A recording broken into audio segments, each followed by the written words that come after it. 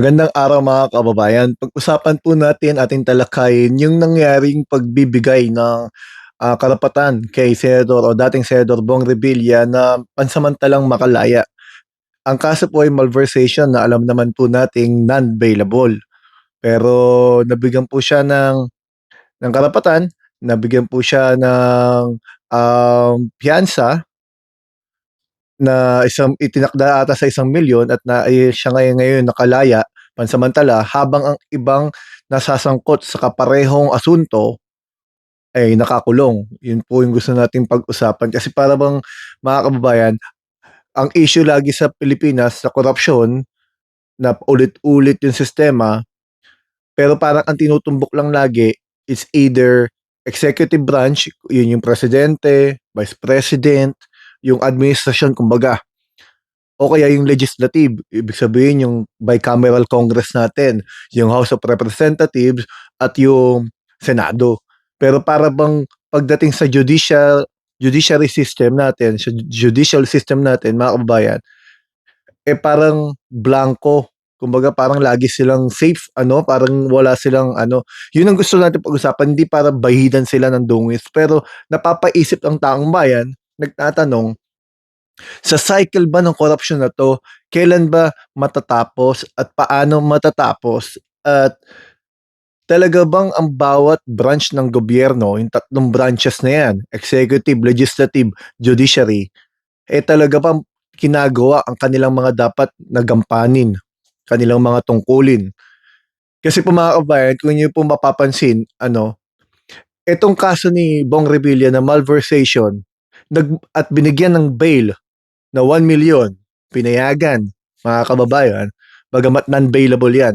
Nagbubukas yan ng pinto sa makaisipan ng ating mga kababayan na posible na yung ibang mga sangkot mabigyan din ng piyansa o mapayagan ding makapagpiyansa.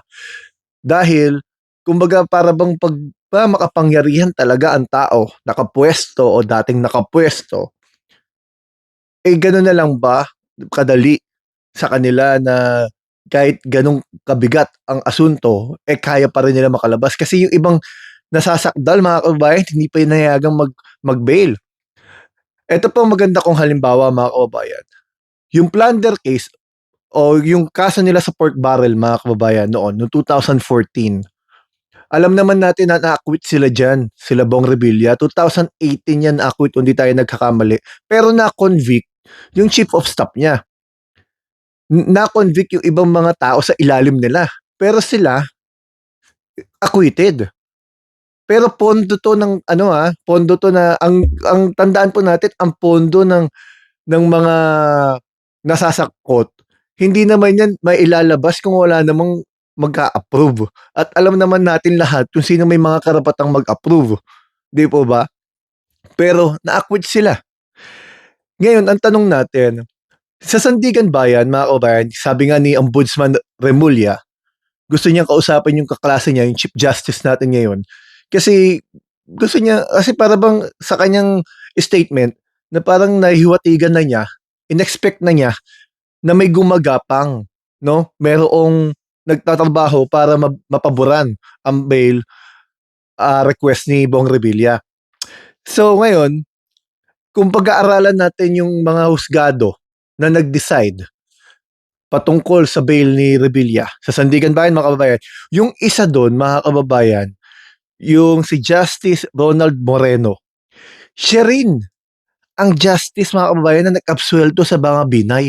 Kung matatandaan po nila yung 2.2 billion na anomaly yung sa car park dyan sa Makati, mga kababayan, inabsuelto niya si Binay, mga kababayan, maging sa civil cases as if na walang nangyari. Talagang absuelto, mga kababayan.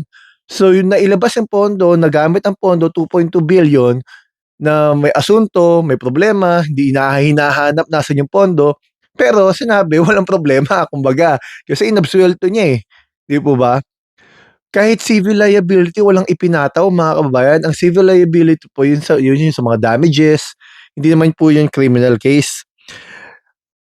Kung Etong taong 'to na nagbigay ng bail o na kay Bong Revilla ay isang tao na nag-acquit dito sa mga binay noon. Ano inaasahan natin kaya sa hinaharap na mga asunto ng iba pang mga tao na hinahawakan nito? Kasi isipin po ninyo mga kababayan ha, ang punto ko lamang, kung yan palang taong yan ay hindi nasisiyahan o hindi nasasapatan doon sa tinatawag, kasi may standard po ngayon ng batas no? Kailangan po ng reasonable certainty of conviction. Kaya nga ang ombudsman nagtatagal bago isampang ang kaso kasi sinisigurado nila na airtight kumbaga, na malakas ang kaso, na malaki ang tsansa na ma-convict ang kakasuhan. Hindi naman po natin sinasabi na basta kinasuhan ay magigilty na. Pero ang sinasabi lang natin, malakas ang magiging kaso. Taliwas sa sinasabi nung dalawang pumayag na magbigay ng piyansa o pagbigyan magpiyansa si Bong Revilla na mahina daw ang kaso dahil hindi nasapatan yung ng prosecution yung mga argumento nila. Eh kung gano'n naman pala, ibig sabihin yung reasonable certainty of conviction ng ombudsman na sinasabi, eh mahina. Eh di ano yung inaasahan natin sa mga susunod na mga kakasuhan o mga kasong ikinakarap ngayon? Eh di mayroon ng duda ngayon dun sa sinasabi ng reasonable certainty of conviction. Di po ba mga kababayan? Ang punto lang po natin, ang korupsyon at yung cycle ng sistema natin na gusto nating baguhin, itama, nasa executive at legislative lang ba? O baka meron din talagang problema ang judiciary system natin? Kasi kung ganyan klase mga kababayan, yung sinasabi nating umaandar ang proseso ng hustisya ng Pilipinas. Pag maliit na tao ka, sigurado kulong ka eh. Pero pag malaking tao ka, kahit anong laki ng kaso mo, nabibigyan ng piyansa eh, kahit non-bailable. Although sa batas, kahit non-bailable yan, may karapatan ng akusado mag-apply ng request na pwede siyang mag-bail kung lalo na kung makikitang hindi naman gano'n kalakas yung kanyang mga naisumiting kaso laban sa kanya.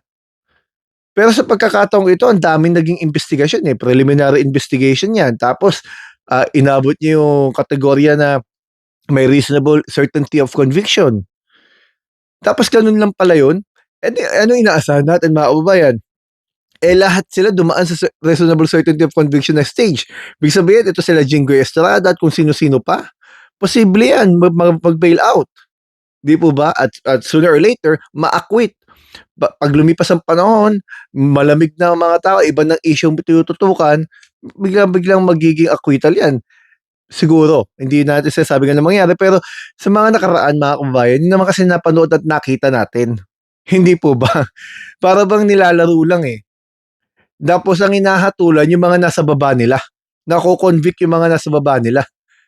Pero hindi naman mailalabas ang pondong yun ng walang approval ng mas mataas doon sa mga taong yun. Di po ba? Kaya siguro hindi lang executive branch, legislative branch ang kailangan bantayan ng taong bayan. Pag sinabing korupsyon, pag sinabing dayaan sa sistema, pag sinabing bulok na sistema, let's say, dapat buong gobyerno ang titignan ng tao, bantayan. Maging ang judicial system, hindi sila ligtas dyan. Kasi tahimik sila eh, mga kababayan eh, di ba? Tahimik. Hindi naman natin dinudungisan. Pero sinasabi lang natin, isama sila sa pagbantayan natin bilang mga Pilipino. Kasi hindi natin alam kung lahat ba yan ay matuwid na hukom. Wala naman tayong, against kung bigyan ng bail, payagan mag-bail ang sino man, tulad ni Bong Revilla, kung dapat naman talaga bigyan ng bail. Pero nag-create lang siya ng bukas, napakalaking bukas na pinto. Ano na nangyari doon sa ibang mga kinasuhan? Bakit yung iba hindi pinayagan? Eh pare-pareho ata ng kaso yun. Pangalawa, eh nandun na nga sa stage na may reasonable certainty of conviction eh. Eh di ang dapat, guilty or acquittal lang ang hinihintay natin pag natapos ang kaso. Pero para sa umpisa pa lang, eh bigyan mo na ng, payagan mo na mag-bail dahil sinasabi mo mahina yung argumento, yung kaso, eh ano pa inaasahan natin dun? Nasaan yung stage ng reasonable certainty of conviction na sinasabi nila? Yun lamang po mga kababayan, hanggang dito po muna. Sana po ay matuto tayong magbantay ng tamang pagbabantay, hindi yung pinipili lang natin, yung binabantayan natin. Marami pong salamat. Kung di pa po kayo na-subscribe, subscribe po sana kayo, comment at like. Marami pong salamat mga kababayan.